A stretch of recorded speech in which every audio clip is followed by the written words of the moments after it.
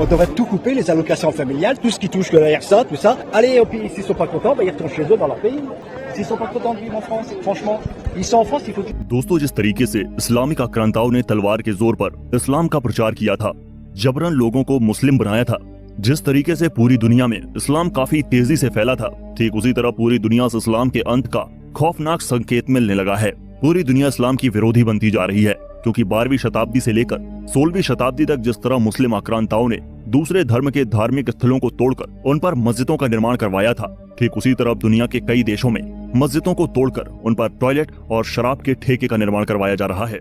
जय हिंद, वंदे मातरम। दोस्तों बचपन में ये बताया जाता था कि मजहब नहीं सिखाता आपस में बैर करना, लेकिन जैसे जैसे हम बड़े हुए और समझ आने लगी तो हमें ये समझ आ गई कि मजहब ही है जो हमें आपस में बैर करना सिखा रहा है। ये मजहब ही हैं जो देश के टुकड़े करा देना चाहते थे और देश के टुकड़े हो भी गए। आज भी एक और विचारधारा जिसको खालिस्तानी विचारधारा कहा जाता है, वो भी देश के टुकड़े कराने के लिए ही आतुर है। ये जो अलग अलग विचारधाराएं हैं, ये हमें हमेशा एक दूसरे से दूर ही करती हैं, इसलिए हम किसी भी मजहब का या रिलीजन का सपोर्ट नहीं कर सकते। हाँ, हम किसी की आस्था, किसी की विचारधारा का सम्मान करते हैं और हम ये भी मानते हैं कि जितनी भी विचारधाराएं दुनिया में चल रही हैं वो आपका पर्सनल मैटर है।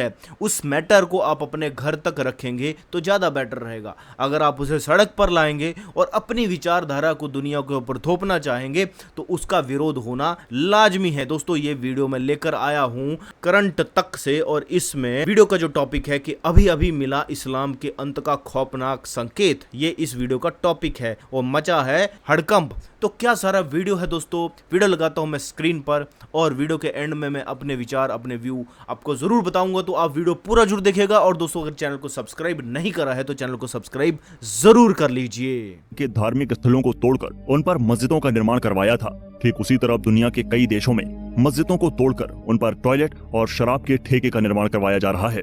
मुस्लिमों के कुरान पढ़ने और हिजाब पहनने पर प्रतिबंध लगाया जा रहा है। यहाँ तक कि दाढ़ी रखने वाले मुसलमानों को जेल में ठूंसा जा रहा है। मुस्लिम शरणार्थियों को यूरोपियन देश शरण देने से मना कर रहे हैं।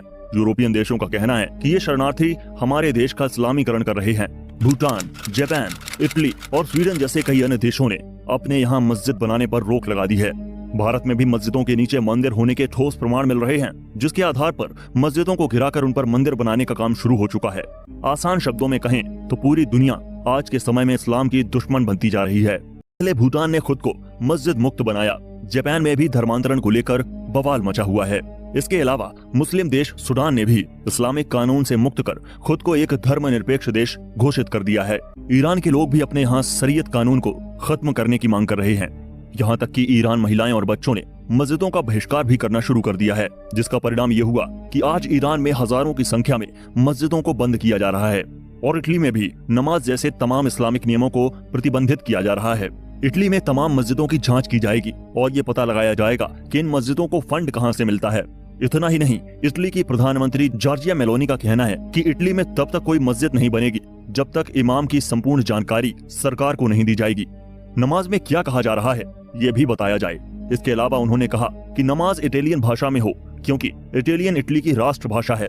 यहाँ पर मैं आपसे एक सवाल पूछना चाहता हूँ कि आप इटली की प्रधानमंत्री जॉर्जिया मेलोनी के कदम से कितने सहमत हैं, और अगर आप सहमत हैं तो क्या भारत में भी ऐसा होना चाहिए, हमें कमेंट में जरूर बताएं। सूडान में फिर एक बार कुरान जलाने की तैयारी की जा रही है। स्वीडन की पुलिस का कहना है कि उन्होंने एक व्यक्ति को प्रदर्शन के दौरान कुरान जलाने की इजाजत दे दी है, लेकिन स्वीडन की लोकल कोर्ट ने जैसे ही कुरान जलाने की इजाजत दी, वैसे 57 मुस्लिम देश बिलबिलाकर अपने बिल से बाहर आ गए और स्वीडन के खिलाफ फतवा जारी कर रहे हैं। स्वीडन में कुरान जलाने के बाद से ही पूरे इस्लामिक जगत में तहलका मचा हुआ है। तमाम मुस्लिम देशों ने स्वीडन के खिलाफ मोर्चे खोल दिए हैं। कोई स्वीडन के राजदूत को तलब कर रहा है तो कोई अपने राजदूतों को वापस बुला रहा है। दुनिया का सबसे बड़ा मुस्लिम संगठन OIC यानी organisation of Islamic corporation Sweden के खिलाफ सख्त कार्रवाई करने की मांग कर रहा है। लेकिन दोस्तों, सोचने वाली बात यह है कि चीन जैसे देशों में कुरान को महज फाड़ा जलाया ही नहीं जा रहा, बल्कि मस्जिदों को गिराकर उन पर टॉयलेट बनाया जा रहा है। मदरसों को तोड़कर उस पर शराब के ठेके खोले जा रहे हैं। मुसलमानों पर चीन में सरेआम अत्याचार हो रहा है, मगर फिर भी इस्लामिक देश चीन के खिलाफ एक शब्द नहीं बोलते। और इसका सबसे बड़ा कारण ये है कि जिस दिन चीन के खिलाफ ये इस्लामिक देश बोलेंगे, उसी दिन चीन इन सब का दाना पानी बंद कर देगा। यही कारण है कि चीन के खिलाफ बोलने की हिम्मत किसी भी इस्लामिक कंट्री में नहीं है। हालांकि दोस्तों चलिए हम आपको उस शख्स के बारे में बताते हैं जिसने कुरान जलाने की हिम्मत दिखाई है, और उसने कुरान जलाने के बाद ऐसा क्या बोल दिया कि इस्लामिक जगत में तहलका मच गया। जी हाँ दोस्तों, पुलिस ने जिस व्यक्ति को गिरफ्तार किया है उसका नाम सलमान मोमिया बताया जा रहा है। मीडिया रिपोर्ट की माने तो सलमान 33 साल के हैं। बताया जा रहा है कि वो कई सालों पहले इराक से भागकर स्वीडन आ गए थे। रिपोर्ट की माने तो सलमान से कुरान जलाने के बारे में जब पूछा गया तो सलमान ने कहा, मैं अभिव्यक्ति की स्वतंत्रता की अहमियत पर ध्यान दिलवाना चाहता था। ये लोकतंत्र है और अगर वो ये कहेंगे कि हम ऐसा नहीं कर सकते तो समझ लेना लोकतंत्र खतरे में है। स्वीडन के सरकारी मीडिया ने बताया कि सलमान ने ऐसा करने के लिए इजाजत भी मांगी थी और वो चाहते हैं कि स्वीडन में कुरान बैन कर दी जाए। TV9 हिंदी की माने तो इराक में रहने वाले सलमान मोमिया इस्लामिक विचारों और मान्यताओं के आलोचक हैं। उनका कहना है कि वो स्वीडन के नाटो में शामिल होने के विरोधी नहीं है, बल्कि इस्लाम का विरोध करने के लिए वो कुरान जलाना चाहते थे। उन्होंने बुधवार को कुरान जलाने से पहले कहा, स्वीडन जागो, ये लोकतंत्र है। हालांकि स्वीडन के प्रधानमंत्री उल्फ क्रिस्टर्सन ने कहा कि मोमिया का प्रदर्शन कानूनी तौर पर सही है, पर यह अनुचित था।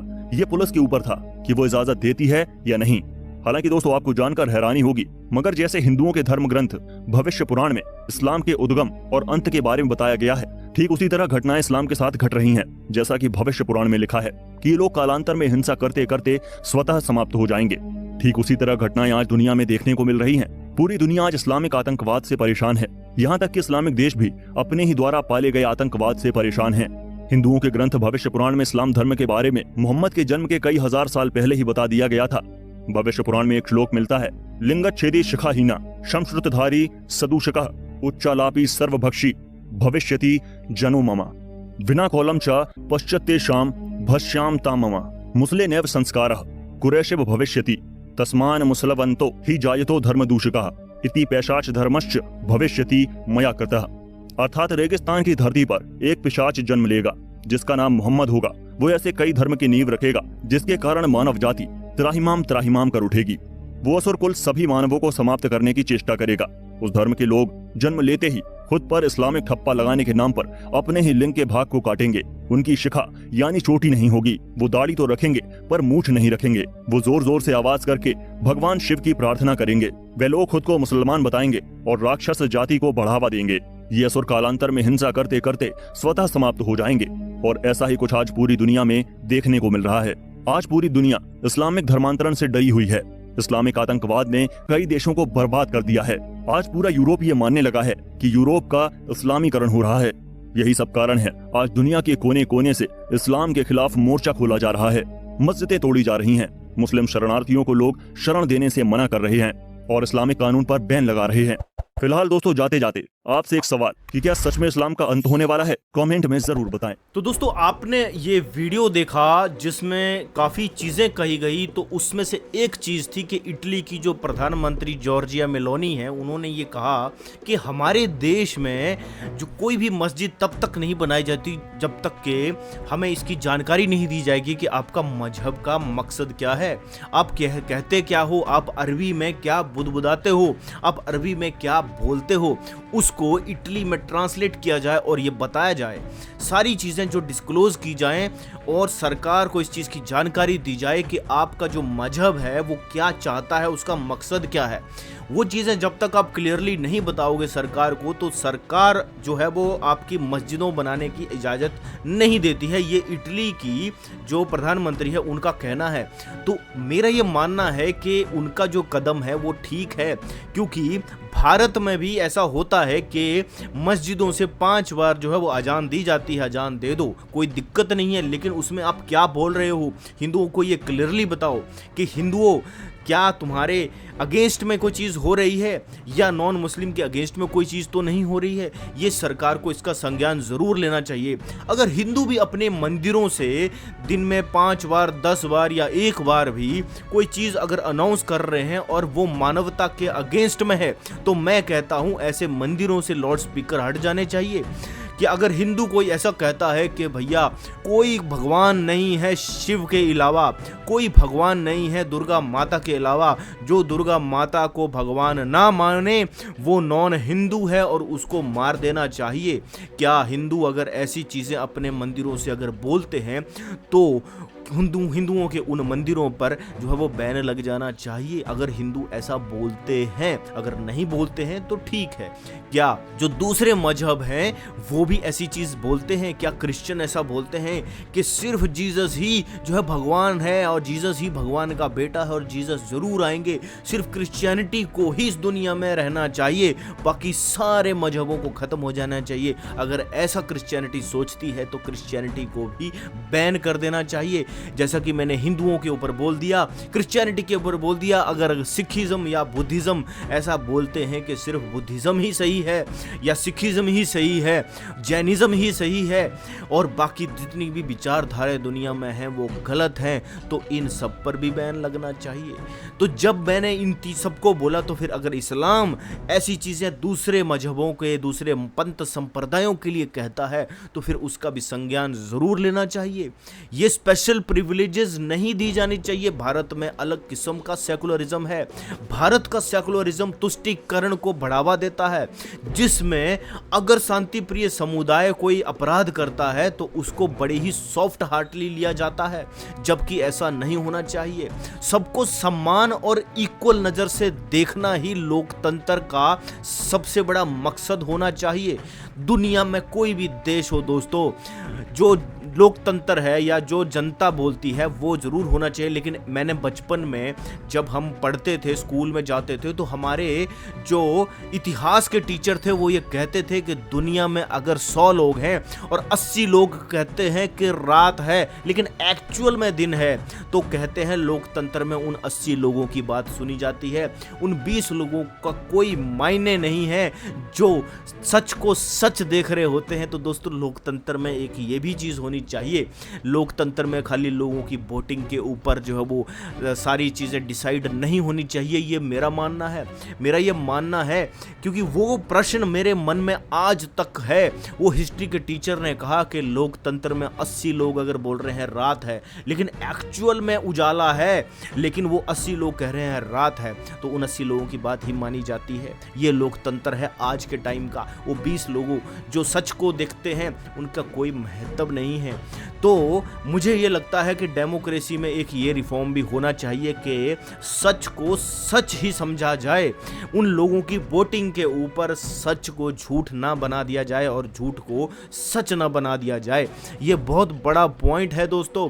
दूसरा, स्वीडन में जिस शख्स ने कुरान को जलाया वो एक एक्स मुस्लिम है जिसका नाम सलमान बताया जा रहा है, और वो कभी ईरान में रहता था, वहाँ से वो विस्थापित होकर ही स्वीडन गया और स्वीडन में उसने सरकार की इजाज़त लेकर जो है वो कुरान को जलाया। भारत में जो है वो हमारे धर्म ग्रंथों को जलाया जाता है, उसमें कोई भी दंगा या फसाद नहीं हुआ। ना ही जिन लोगों ने रामचरितमानस को जलाया उनको हिंदुओं ने कहीं सड़क पर मारा या पीटा, क्योंकि भारत में ये जो सनातन वैदिक धर्म है वो ये समझता है कि लोग अगर कुछ करते हैं तो वो उनकी अपनी विचारधारा है, उनको समझाया जा सकता है। अगर वो समझते हैं तो ठीक, नहीं समझते हैं तो ठीक, वो उनके अपने ऊपर है। हम खून खराबे पे बिल्कुल भी विश्वास नहीं करते हैं। हमारे देश में गाय को जो है वो पूज्य पशु माना जाता है, लेकिन हमारे ही देश में एक मजहब संप्रदाय जो है वो गाय को खाता है, काटता है, और उसको उसके ऊपर ना तो दंगे होते हैं ना ही पब्लिक प्रॉपर्टी को फूका जाता है। तो कौन सी विचारधारा मानवता के लिए सही है और कौन सी विचारधारा कट्टरवाद सिखाती है? दोस्तों, कट्टरवाद को हमें इस दुनिया से दूर करना है। इवन अगर मैं भी कोई बात बोल रहा हूं, आप मेरा भी विरोध कर सकते हो, मैं उसके लिए कट्टरपंथी नहीं बन जाऊंगा। दोस्तों, यही बात समझने वाली है, हमें कट्टरवाद को दूर करना है। हमारे धर्म ग्रंथों पे अगर कोई क्वेश्चन भी करता है, अगर हमें वाकई में लगता है कि वहां पर गलत चीज लिखी हुई है तो हमें उसे एक्सेप्ट करना चाहिए। दोस्तों, अगर जातिवाद का जहर समाज में फैला हुआ है तो उसको भी एक्सेप्ट करना चाहिए। हम तो धर्म ग्रंथों से उदाहरण दे देकर थक जाते हैं, लोग मानने को तैयार ही नहीं है।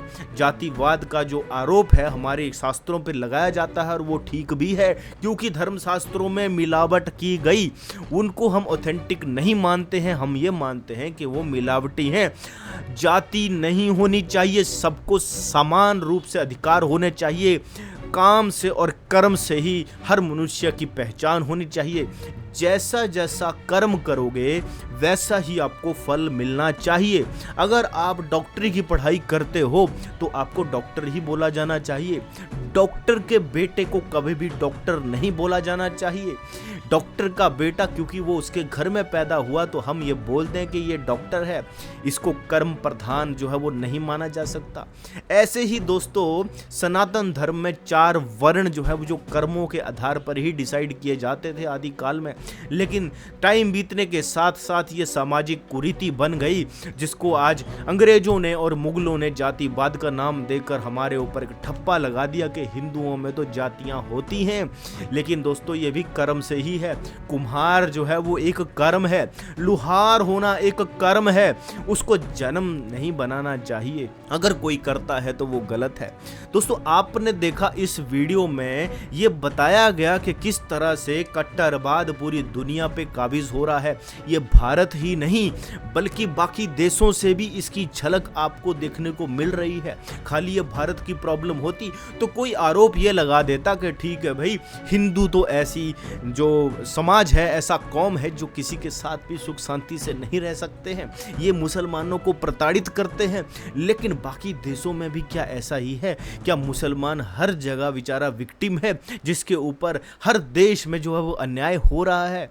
आपने फ्रांस के दंगे देखे, स्वीडन, डेनमार्क, लेबनान, ना जाने कौन कौन से देश हैं, ईरान में तो आपने देखा जहां पर एक महिला ने अगर हिजाब नहीं पहना या हिजाब पहना था लेकिन उसके बाल सिर्फ बाहर रह गए थे तो उसको वहां पर मार दिया जाता है, प्रताड़ित कर दिया जाता है। उसको अपने परिवार के साथ वो जारी होती है गाड़ी में और वहां से खींचकर उसको पुलिस पकड़ के ले जाती है और वहां पर उसको मार दिया जाता था। उसके बाद आपने देखा ईरान में किस तरह से प्रोटेस्ट हुए, महिलाओं ने हिजाब खोल कर मुल्ला मौलानाओं को जो है वो बताया कि ये चीजें चलने वाली नहीं है। और आज आप ईरान का हालत देख सकते हो, वहां पर बहुत ही बड़े लेवल पर जो है लोग जो है वो एक्स मुस्लिम बन रहे हैं, इस्लाम को छोड़ रहे हैं।